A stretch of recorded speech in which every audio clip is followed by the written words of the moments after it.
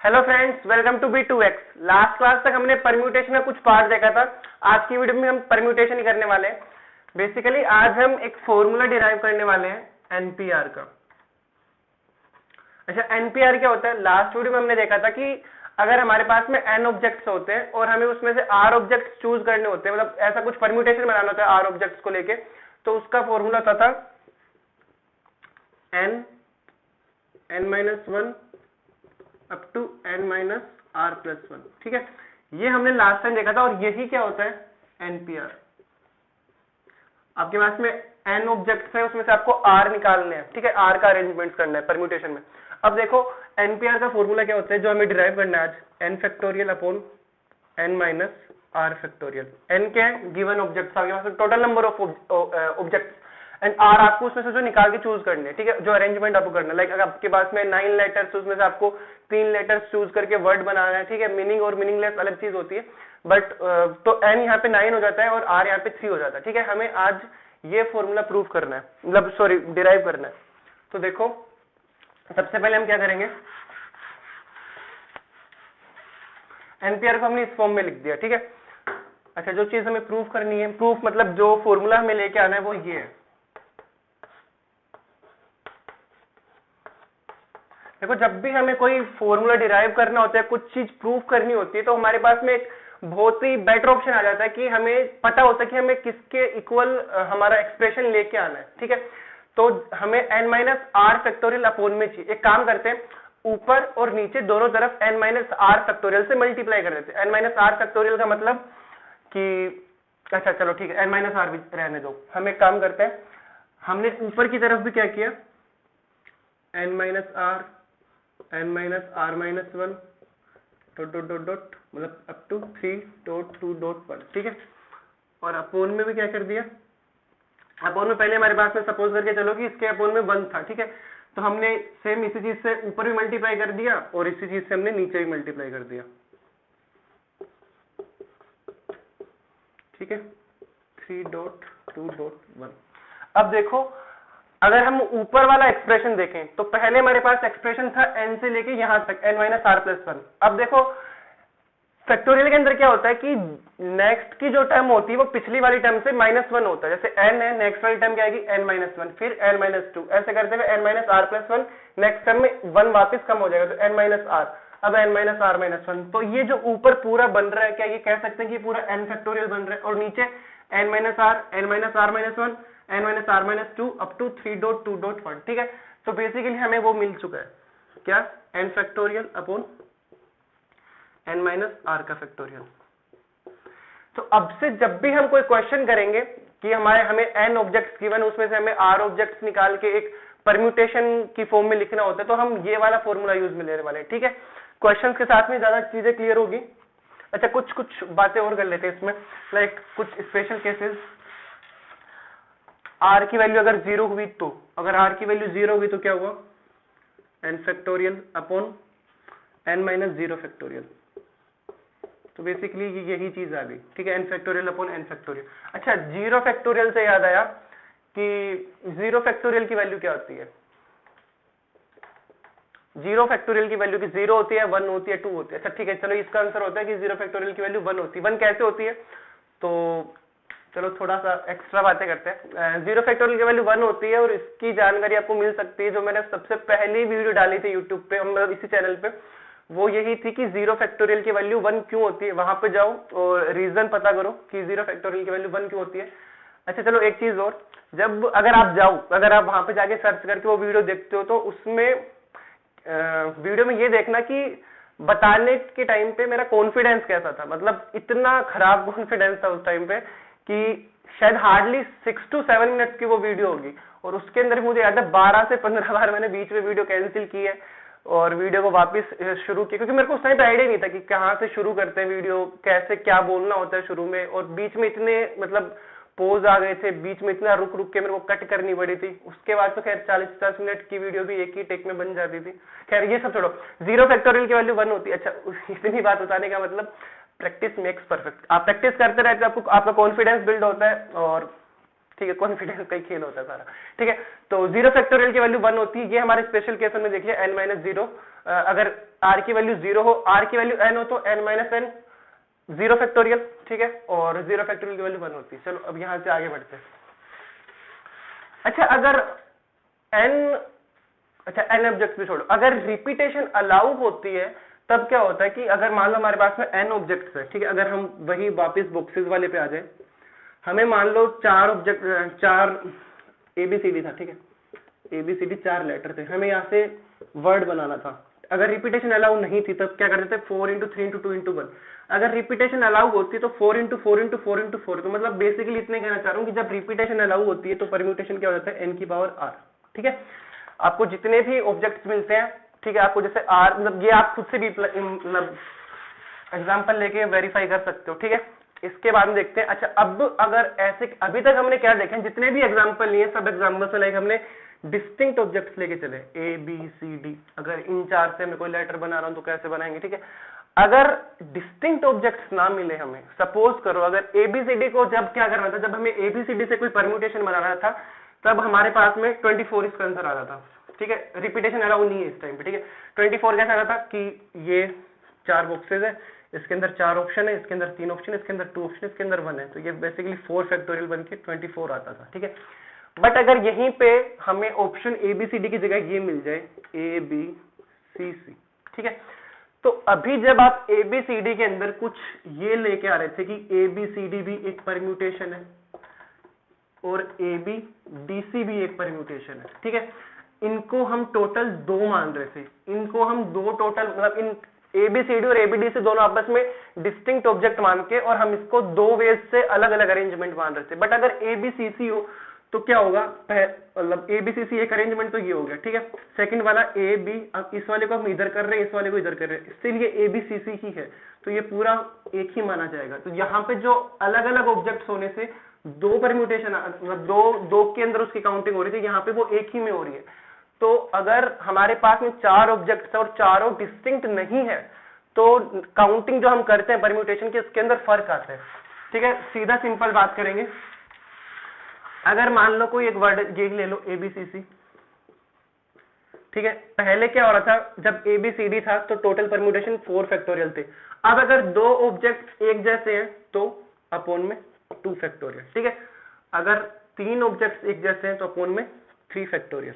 तो बेसिकली अगर जनरलाइज करना हो कोई आइडिया इसके थ्रू, तो अगर आपके पास में कोई एक वर्ड है, ठीक है, उस वर्ड के अंदर P टाइप के मतलब मान लो, जैसे P का मतलब यहाँ पे 2 हो गया, ठीक है। अगर इस वाले एग्जाम्पल की बात करें 2, ठीक है। एक वर्ड है वो P टाइम्स रिपीट हो रहा है, लाइक C है वो P टाइम्स रिपीट हुआ, इसके अंदर 2 बार रिपीट हुआ, अच्छा सॉरी इसके अंदर तो 3 हो गया ना, 3 हो गया, ठीक है। एक वर्ड मान लो P टाइम्स रिपीट हुआ, तो अगर उस सिर्फ एक ही वर्ड, ठीक है, एक ही टाइप का वर्ड है जो P टाइम्स रिपीट हो रहा है, n आपके पास में टोटल नंबर ऑफ ऑब्जेक्ट्स है, ठीक है, और कोई एक वर्ड P टाइम्स रिपीट हो रहा है, तो उसका जो टोटल आप लास्ट में परम्यूटेशन निकालोगे उसमें आपको ये करना होगा, ठीक है।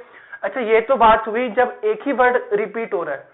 अगर ऐसा होगा तो A B B C C C C D, अब इसके अंदर C भी रिपीट हो रहा है, B भी रिपीट हो रहा है, तो उसके अंदर क्या करेंगे, सपोज करो आपके पास में n ऑब्जेक्ट्स है और कोई एक वर्ड P1 टाइम्स रिपीट हुआ, कोई एक वर्ड P2 टाइम्स रिपीट हुआ, कोई एक वर्ड P3 टाइम्स रिपीट हुआ, ठीक है। सपोज करो 3 वर्ड ऐसे करके रिपीट हुए, तो टोटल क्या होगा हमारे पास में n factorial upon P1 factorial, P2 factorial and P3 factorial, ठीक है। ये हम लास्ट में परम्यूटेशन में निकालते हैं, ठीक है। यहां तक जैसे मान लो इसी से बना रहा आपको 1 2 3 4 5 6 7 8, आपको कोई एक 8 वर्ड्स का कॉम्बिनेशन, मतलब ये आपके पास में n की वैल्यू 8 है, यहां से आपको वर्ड्स बनाने हैं 8 लेटर में, ठीक है। तो वो कितने बनेंगे, 8 फैक्टोरियल बनते थे पहले जब डिस्टिंक्ट होते थे, अब डिस्टिंक्ट नहीं है, तो देखो B है वो 2 बार आ रहा है, तो 2 फैक्टोरियल, और C कितनी बार आ रहा है, 4 बार आ रहा है, इंटू 4 फैक्टोरियल। अब आप इसको इजीली सोल्व कर सकते हो, चलो ये वाला कर भी लेते हैं, 8 फैक्टोरियल। अच्छा 8 को थोड़ा सा हम ऐसे भी लिख सकते हैं, 2 फैक्टोरियल 2 इंटू 4 फैक्टोरियल, यहाँ से 4 फैक्टोरियल से 4 फैक्टोरियल कैंसिल, अब इसको आप सोल्व कर सकते हो, ठीक है। तो ये आइडिया था जब हमारे पास में एक जैसे ऑब्जेक्ट होते हैं, ठीक है। बुक का ही शायद एक क्वेश्चन है, इलाहाबाद वाला एक एग्जांपल लेते हैं।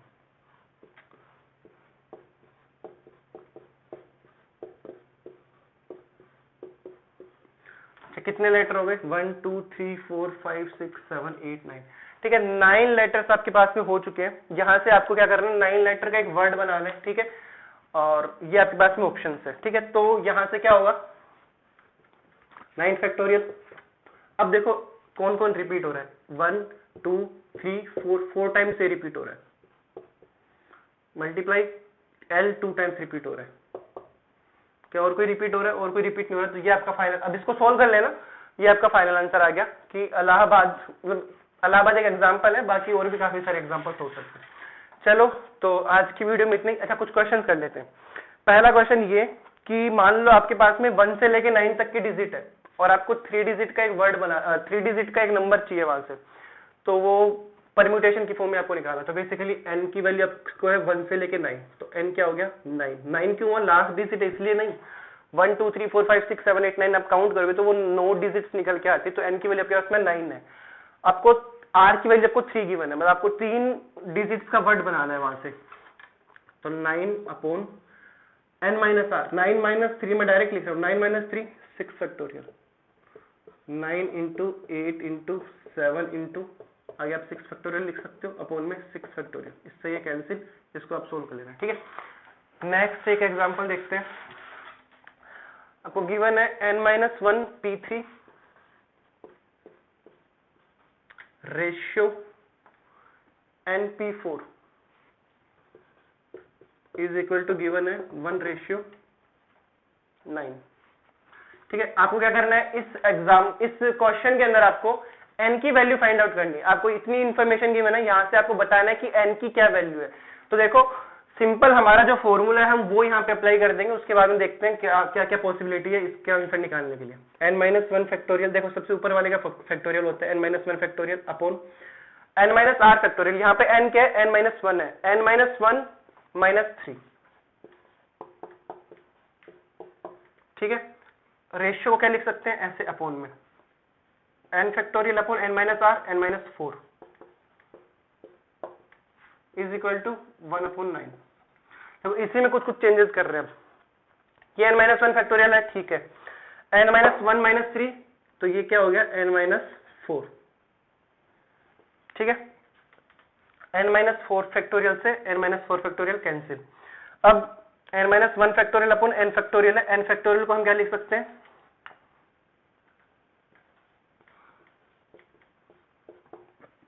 ठीक है, n-1 फैक्टोरियल से n-1 फैक्टोरियल कैंसिल, तो यहाँ पे एक n बच रहा है, तो ये बेसिकली क्या बच रहा है 1/n इज इक्वल टू 1/9, तो यहाँ से n की वैल्यू क्या आ गई 9, ठीक है। चलो अब एक लास्ट क्वेश्चन आज की वीडियो का, बड़ा ही इंटरेस्टिंग क्वेश्चन है, ध्यान से देखना।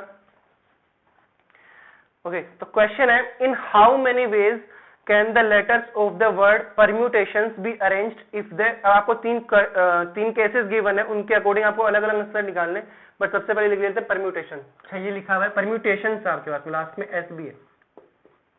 ये इंटरेस्टिंग क्वेश्चन है, ढंग से देखना।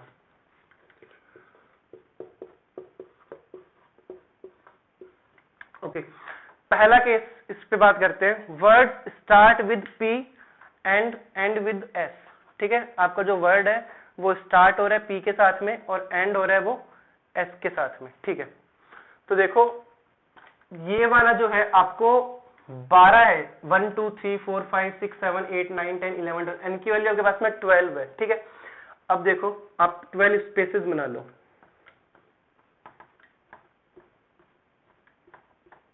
ठीक है। ये आपके पास में 12 जगह हो गई जहां पे आपको इन वर्ड्स को फिट करना है। अब उसने पहले ये कंडीशन दे दी कि स्टार्ट किससे होना चाहिए, ये पहला केस, स्टार्ट होना चाहिए पी से, एंड होना चाहिए एस से।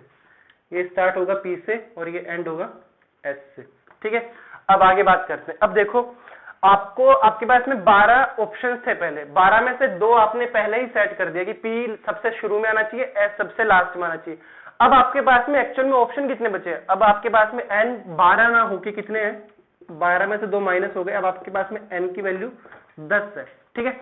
उन 10 को आपको इनके अंदर बीच में फिट करना है, तो बेसिकली n की वैल्यू 10 हो गई आपकी, और 10 लेटर है और 10 ही आपको सेलेक्ट करना है, तो बेसिकली 10p10 हो गया, ये 10p10 हो गया ना, हाँ 10p10 हो गया। तो 10 फैक्टोरियल अपॉन 10 क्या हो गया n minus ten, n minus ten क्या हो गया 10 माइनस 10, 0 फैक्टोरियल मतलब 1, तो बेसिकली ये 10 फैक्टोरियल हो गया। और अपोन में 2 फैक्टोरियल भी आएगा। 2 फैक्टोरियल क्यों आएगा? क्योंकि देखो t और t रिपीट हो रहा है तो जितनी बार रिपीट हो जाए उतना उसके अपोन में फैक्टोरियल आ जाता है। तो 2 बार रिपीट हो रहा है तो अपोन में 2 फैक्टोरियल। क्या कोई और रिपीट हो रहा है? और कोई भी लेटर रिपीट नहीं हो रहा है, सिर्फ t रिपीट हो रहा है तो अपोन में 2 फैक्टोरियल। ये आपका आंसर, इसको सोल्व कर लेगा। ठीक है, ये आपका पहला केस। सेकंड केस देखते हैं। वोवल्स आर ऑल टुगेदर, जितने भी वोवल है वो सारे एक साथ में आ रहे हैं। ठीक है, तो देखो वोवल्स है कितने, अच्छा सॉरी ये 12 वाला मिटा दिया, 1 2 3 4 5 6 7 8 9 10 11 12। देखो वोवल्स, टोटल वोवल्स कितने हैं? 1 2 3 4 एंड 5 वोवल्स आपके पास में 5 वोवल्स है। ये सेकंड केस। देखो सारे वोवल्स एक साथ में आने चाहिए। अच्छा वोवल्स एक साथ में आने चाहिए मतलब अगर मैं एक ई लिख रहा हूं कहीं पे तो उसके बाद में यू ए आई और ओ इन्हीं में से कोई आना चाहिए। तो देखो आपको क्या करना है, जब भी ऐसा कुछ है कि इतने सारे वर्ड्स है 4 5 7 जितने भी वर्ड्स है ये सारे एक साथ में है तो आप उसको एक सिंगल वर्ड मान लो। ठीक है, आप उसको एक सिंगल वर्ड मान लो कि ये अकेला एक वर्ड है जो कहीं ना कहीं पे आएगा। ठीक है, अब देखो आपको क्या करना है, आप 5 वर्ड्स का एक वर्ड बना लो कि ये एक ही ग्रुप में। तो लाइक, और उन 5 को अगर इन 5 वोवल्स को हटा दे तो कितने ऑप्शंस बचते हैं हमारे पास में? 12 में से 5 माइनस किया 7 आए। ठीक है, अब 7 प्लस 1, वापस ध्यान देना 1 क्या है? ये 7 तो है जो आपके पास में एक्स्ट्रा वर्ड्स बच के जिनको आपको अरेंज करना है, ये वो वाले 7 है। और 1 जो है 1 है वो ग्रुप जिसके अंदर 5 एक साथ आने वाले, 5 वोवल्स एक साथ में आने वाले। ठीक है, तो वो अकेला एक सिंगल वर्ड की तरह उसको ट्रीट करो। 7 प्लस 1 8। अब आपको क्या करना है, 8 वर्ड्स है उनको आपको अरेंज करना है। ठीक है, 8 वर्ड्स को आप अरेंज कर दोगे। ठीक है, अब आगे क्या हुआ, एक सेकेंड, क्वेश्चन वापस रिपीट कर देता हूँ। हाँ ठीक है, वोवल्स को एक साथ इतने क्वेश्चन है। ठीक है, तो आपको क्या करना है, 8 वर्ड्स की तरह इसको ट्रीट करना है। 8, अब आपके पास में ऑप्शन कितने हैं? n की वैल्यू भी यहाँ पे क्या है 8 ही है और आपको 8 ही वर्ड निकालने हैं, मतलब r की वैल्यू भी यहाँ से 8 ही आएगी। ठीक है, तो ये बेसिकली क्या हो गया 8p8। ठीक है, 8p8 यहां से आ गया और अपोल में क्या आएगा 2 फैक्टोरियल भी आएगा। क्यों? क्योंकि जो आपका t है ये आपका रिपीट हो रहा है। ठीक है, अब देखो 7 से मल्टीप्लाई में 5 फैक्टोरियल हो रहेगा। 5 फैक्टोरियल क्यों आएगा? 5 फैक्टोरियल इसलिए आएगा क्योंकि आपने इसको तो चलो एक वर्ड मान लिया, ये तो समझ में आता है, बट इस एक वर्ड के अंदर भी क्या है 5 अलग अलग वर्ड है। ठीक है, अब वो 5 अलग अलग वर्ड भी तो आपस में एक दूसरे को अरेंज कर सकते हैं ना। जैसे कि मान लो 1 2 3 4 5 6 7 8 ये हटा दो, मान लो यहाँ पे आपने वोवल्स वाले को रखा। ठीक है, 5 जो वोवल्स अब आपने यहाँ पे रख दी कि सबसे लास्ट में आ रहा है वो वाला वर्ड, बट यहाँ पे भी तो आपके पास में ऑप्शंस खुल गए ना कि आप यहाँ पे ए को पहले रखते हो या फिर ई को पहले रखते हो, ओ यू आई, आप इसमें से पहले किसको रखते हो, फिर सेकंड प्लेस पे किसको रखते हो, फिर थर्ड फोर्थ। तो ये भी तो एक अरेंजमेंट हुआ ना। और इसके यूनिट इसको सोल्व करोगे तो कितना आएगा 5 फैक्टोरियल आएगा क्योंकि 5 प्लेसेस है, 5 ही आपके पास में है तो 5 × 4 × 3 × 2 × 1, तो वो 5 फैक्टोरियल अलग से आपका क्या होगा मल्टीप्लाई होगा। ठीक है, चलो नेक्स्ट वाला पार्ट है, एक सेकंड इसको हटा देता हूँ।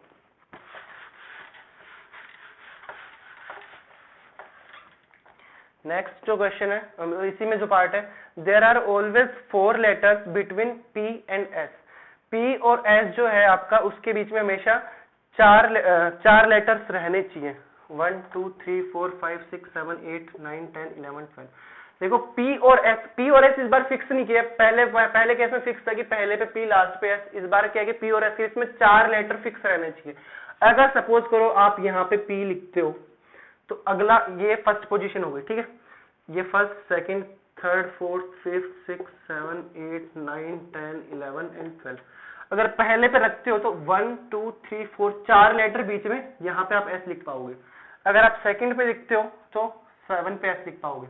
तो बेसिकली अगर आप P को 1 पे रख रहे हो तो S किस पे आना चाहिए 5 पे आना चाहिए, 2 पे सॉरी 5 पे नहीं 2 3 4 5 ये 6 पे है तो S, सॉरी ये तो S था ना, 6 पे आना चाहिए। इनके बीच में 4 लेटर आने चाहिए, 2 तो 7 3 8 4 के बाद में कितना चला जाएगा 9, 5 के साथ में 10, 6 के साथ में 11 और 7 के साथ में 12। क्या 8 के साथ में 13 लिख सकते हैं? 13 तो है ही नहीं, तो इतनी पॉसिबिलिटी है आपके पास में कि आप P और S को इतनी तरीके से अरेंज कर सकते हो। कितना? 1 2 3 4 5 6 7। अच्छा 7 तरीके हो गए आपको अरेंज, मतलब इन दोनों से डील करने के लिए, P और S के बीच में जब 4 लेटर आए। अच्छा 7 हो गए, और 7 ही और हो जाएंगे कब? हमने अभी क्या लिया है, जब P यहाँ पे S यहाँ पे, उसने ऑर्डर तो बताई नहीं ना, हो सकता है S यहाँ पे आ जाए और P यहाँ पे आ जाए, ये भी हो सकता है। तो 7 × 2, ये 2 क्या डिनोट कर रहा है? ये 2 ये डिनोट कर रहा है कि हमें P और S का ऑर्डर नहीं पता। 7 तरीके तब है जब P यहाँ पे S यहाँ पे P यहाँ पे S यहाँ पे P यहाँ पे S यहाँ पे S है। बट ऐसा भी तो हो सकता है कि S पहले आए, क्योंकि उसने ऑर्डर मेंशन नहीं किया, उसने सिर्फ इतना कहा P और S के बीच में 4 लेटर होने चाहिए, सॉरी 4, हाँ 4 ये लेटर नहीं डिजिट होनी चाहिए। अच्छा सॉरी लेटर ही लेटर होनी चाहिए। तो S वहां पे भी हो सकता है, P यहाँ पे हो सकता है, तो इसके भी 7 तरीके, तो 7 × 2 14। तो आपके पास में 14 वेज ये हो गए। अब टोटल कितने थे? 12 थे, 12 में से 2 निकाल दिए हमने S और P, बचे कितने? 10। 10 आपको सिलेक्ट करने, 10P 10 अपॉन 2 फैक्टोरियल। 2 फैक्टोरियल कौन सा है? 2 फैक्टोरियल ये वाला है, TT वाला, इंटू 14। ठीक है, अब यहां से इसको सोल्व करके यहाँ का आंसर निकाल लेना। ठीक है, तो आज की वीडियो में इतना ही। आई होप आपको क्वेश्चन समझ में आए होंगे, और जो मतलब जो इससे पहले जितना मैं कंटेंट था वो शायद आपको समझ में आया हो। तो अगर इस सर वीडियो से रिलेटेड कोई डाउट है तो आप मेरे को इंस्टाग्राम पे या फिर टेलीग्राम पे, उन सब की जो लिंक है वो डिस्क्रिप्शन में गिवन है, आप वहां पे जाके कांटेक्ट कर सकते हो। अदरवाइज कमेंट बॉक्स में भी आप पूछ सकते हो, या बता सकते हो, सजेशन देना हो या फिर डाउट पूछना हो। ठीक है, थैंक यू, मिलते हैं नेक्स्ट वीडियो में।